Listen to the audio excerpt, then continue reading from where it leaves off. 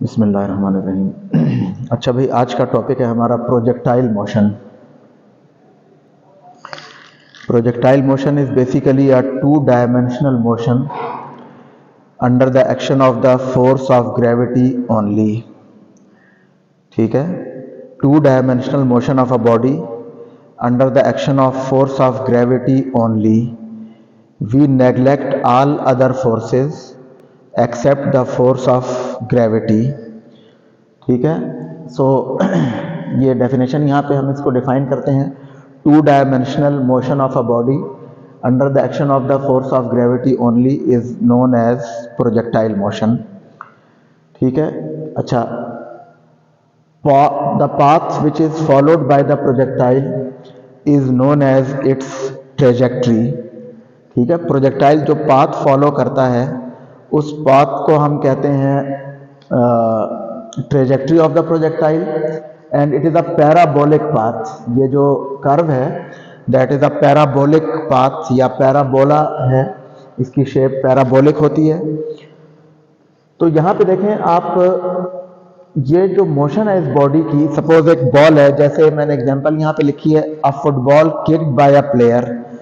जब प्लेयर एक फुटबॉल को किक करता है तो फुटबॉल एक पैराबोलिक पाथ फॉलो करती है लाइक दिस। तो this path is the it is known as the trajectory of the projectile. और यहाँ पे अगर आप देखें तो देखें ये जो बॉल है ये साइमल्टेनियसली एक्स एक्सिस के अलोंग भी मूव कर रही है and it is also moving in the vertical direction. ठीक है, इसकी मोशन अलोंग एक्स डायरेक्शन भी है और अलोंग वाई डायरेक्शन भी है साइमल्टेनियसली। एक ही वक्त में ये बॉडी एक्स और वाई दोनों डायरेक्शन में मूव कर रही है। इसको हम कहते हैं two dimensional motion of the body.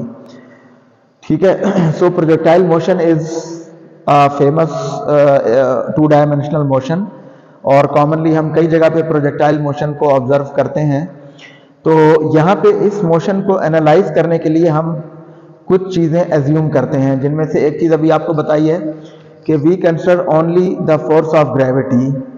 इसके अलावा जितनी भी फोर्स हैं उनको हम इग्नोर करते हैं, नेग्लेक्ट करते हैं। मसलन एयर की फ्रिक्शनल फोर्स है, जब एक बॉडी एयर में मूव कर रही है तो एयर की फ्रिक्शनल फोर्स उसके ऊपर अप्लाई होती है, but we ignore that force of friction. ठीक है, इसी तरह से यहाँ पे हम जो बॉडी का एक्सेलरेशन कंसिडर करते हैं that is the constant acceleration due to gravity which is 9.8 metre per second square. That is the acceleration due to gravity. And any effects due to the rotational motion of earth, उनको भी हम neglect कर देते हैं projectile motion को study करते हुए। ठीक है, so we can simplify the discussion of projectile motion under these assumptions। और फिर यहाँ पे हम इस मोशन को कंसिडर करते हैं as the superposition of the two independent motions. ठीक है, हम इस मोशन को एनालाइज करने के लिए इसको हम टू इंडिपेंडेंट मोशंस के कॉम्बिनेशन के तौर पे कंसिडर करते हैं। ठीक है, कौन कौन सी two motions? One is the motion along the horizontal direction, means X direction, X axis के along motion, which is the horizontal motion, horizontal part of the motion. So motion along horizontal direction और X direction, वो किस तरह की motion है? That is a motion with constant velocity, यानी zero acceleration. ठीक है, because there is no force along the horizontal direction. हम यहाँ पे सिर्फ फोर्स ऑफ ग्रेविटी को कंसिडर कर रहे हैं which is acting in the vertically downward direction. ठीक है, तो हॉरिजॉन्टल डायरेक्शन में कोई फोर्स नहीं है, इसका मतलब है कि हॉरिजॉन्टल डायरेक्शन में कोई एक्सेलरेशन नहीं होगा। So there is no acceleration along the horizontal direction, that's why the horizontal velocity of the projectile remains constant. So horizontal motion of the body is a motion with constant velocity and zero acceleration. ठीक है, दूसरा part है इसका vertical motion. Vertical motion और motion along y direction, that is a motion with constant acceleration, and that is acceleration due to gravity, which is g 9.8 metre per second square. तो horizontal motion एक motion है with constant velocity, zero acceleration, because there is no force in the horizontal direction. And vertical motion is a motion with constant acceleration and that constant acceleration is acceleration due to gravity। ठीक है, तो अच्छा यहां पे देखें, अब projectile motion को हम दो तरह से कंसिडर करते हैं। एक तो ये जो मैंने फिगर ड्रॉ की है जिसमें ये पैराबोलिक पाथ है प्रोजेक्टाइल का, जिसमें हमने किसी बॉडी को थ्रो किया है at an angle with the horizontal. ठीक है, in this case the body is given an initial velocity vi in a direction theta with the positive X axis. तो ये इस तरह से मूव करेगी। तो ये जनरल केस है प्रोजेक्टाइल मोशन का। और एक इसका स्पेशल केस है जिसमें हम किसी बॉडी को एक हाइट से थ्रो करते हैं, अर्थ की सरफेस से किसी हाइट से थ्रो करते हैं इन अ हॉरिजॉन्टल डायरेक्शन, यानी इस केस में इसकी इनिशियल वेलोसिटी हॉरिजॉन्टल डायरेक्शन में होती है। ठीक है, सो पहले हम इस वाले केस को कंसिडर करते हैं, फिर नेक्स्ट हम इस वाली जनरल केस को कंसिडर करेंगे। तो देखें ये वाला केस कौन सा है, in which a body is thrown horizontally from a certain height from the surface of earth with an initial velocity which is only along X direction और हॉरिजॉन्टल डायरेक्शन, यानी इनिशियल वेलोसिटी का vertical component zero है। ठीक है, V I Y is zero, initial velocity is directed totally along X axis. ठीक है, तो इस केस में जब आप इस बॉडी को इस तरह से थ्रो करेंगे तो देखें इनिशियली तो हमने इसको एक्स डायरेक्शन में थ्रो किया है, बट ये बॉडी स्ट्रेट पाथ पे मूव नहीं करेगी बल्कि ये एक पैराबोलिक पाथ पे फॉल होना शुरू हो जाएगी। So it's motion is now to dimensional motion. ठीक है, ये ग्रेविटी की वजह से ये बॉडी नीचे भी मूव कर रही है और इनिशियल जो हमने इसको हॉरिजॉन्टल वेलोसिटी दी थी, क्योंकि वो इनिशियल हॉरिजॉन्टल वेलोसिटी कांस्टेंट है because no force is acting in the horizontal direction, तो ये हॉरिजॉन्टल डायरेक्शन में भी मूव कर रही है बॉडी और साइमल्टेनियसली वर्टिकली डाउनवर्ड भी मूव कर रही है। तो देखें इस बॉडी की मोशन को हम उसी तरह से दो अलग अलग मोशंस के तौर पे कंसीडर करेंगे।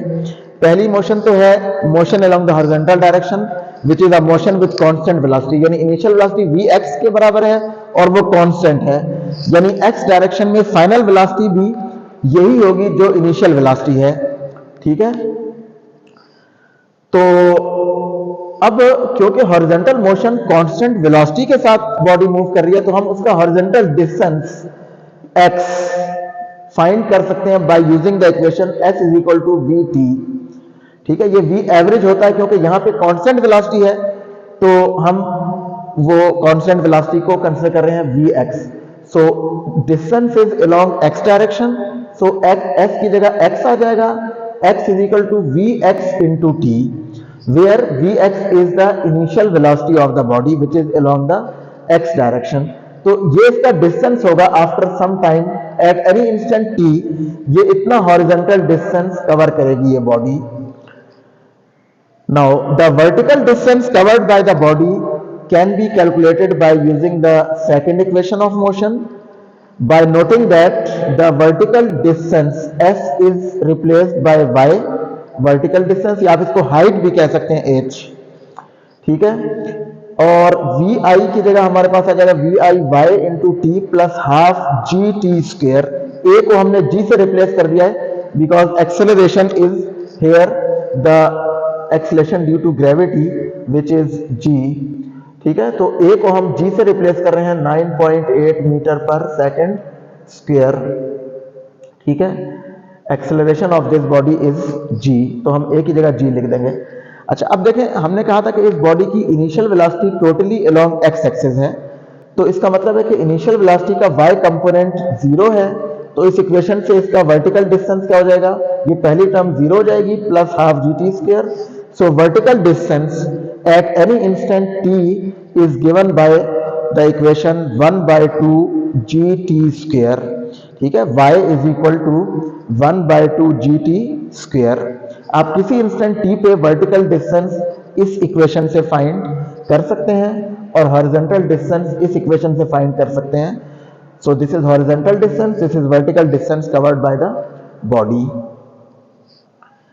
अच्छा, अब देखें इसकी हॉरिजॉन्टल वेलोसिटी तो कांस्टेंट है, हमने कहा था कि हॉरिजॉन्टल वेलोसिटी कांस्टेंट है क्योंकि हॉरिजॉन्टल डायरेक्शन में कोई फोर्स अप्लाई नहीं हो रही। Vertical velocity at any instant T, ठीक है, that can be determined by using the first equation of motion in the vertical direction. ठीक है, फर्स्ट इक्वेशन क्या है, V F is equal to V I plus A T. तो vertical direction में क्या हो जाएगी, V F Y is equal to V I Y plus G T. तो वी आई वाई तो जीरो है, यहाँ पे इनिशियल वेलोसिटी का वर्टिकल कंपोनेंट जीरो था, so V F Y is zero plus G T which becomes simply G into T. यानी at any instant T इसकी जो फाइनल वेलोसिटी का वर्टिकल कंपोनेंट है वो ये होगा G T, V F Y is equal to G T. So V F Y is D T and V F X is V I. यानी यहाँ पे जो हमने क्योंकि कहा है कि इनिशियल वेलोसिटी एक्स डायरेक्शन में है और वो कांस्टेंट रहेगी, तो इसका मतलब है कि वी एफ वाई तो जी टी के बराबर है और जो वी आई वाई है हमारे पास that is equal to V I X. V I का जो V F X final velocity का X component that is equal to the initial velocity V I. ठीक है, तो देखें हमने फाइनल वेलोसिटी का वर्टिकल कंपोनेंट और फाइनल वेलोसिटी का हॉरिजॉन्टल कंपोनेंट फाइंड कर लिया है। तो आप इन दोनों कंपोनेंट्स के जरिए इस बॉडी की फाइनल वेलोसिटी फाइंड कर सकते हैं एट एनी इंस्टेंट टी। ठीक है, वो फाइनल वेलोसिटी आप इन कंपोनेंट्स के थ्रू फाइंड कर सकते हैं। We have determined V F Y which is G T and V F X which is equal to vi, the initial velocity of the body. So by knowing these two components we can determine the final velocity vf।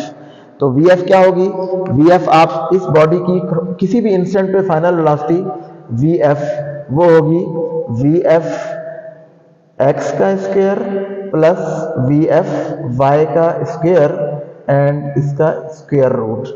So this is the final velocity of the body at any instant of time, जिसमें vfx vi के बराबर है और vfy gt के बराबर है और t वो इंस्टेंट है जिस पे आप vf की वैल्यू फाइंड कर रहे हैं। So by using this equation we can determine the final velocity of the body at any instant t। ठीक है, तो ये वाला केस हमने डिस्कस किया है प्रोजेक्टाइल मोशन का, जिसमें हम बॉडी को किसी हाइट से थ्रो करते हैं हॉरिजॉन्टली। तो इनिशियल मोशन इसकी इनिशियल वेलोसिटी हॉरिजॉन्टल के लॉन्ग है, लेकिन जी एक्सेलरेशन की वजह से ये बॉडी डाउनवर्ड भी मूव करेगी और इसकी मोशन को फिर हमने अलग अलग हॉरिजॉन्टल मोशन और वर्टिकल मोशन के तौर पे कंसीडर किया है। ठीक है, so this is known as projectile motion और ये उसका एक स्पेशल केस है। ये जनरल केस है, इसको हम नेक्स्ट लेक्चर में देखेंगे इंशाल्लाह कि यहाँ पे हम इस मोशन को कैसे एनालाइज करते हैं। ठीक है।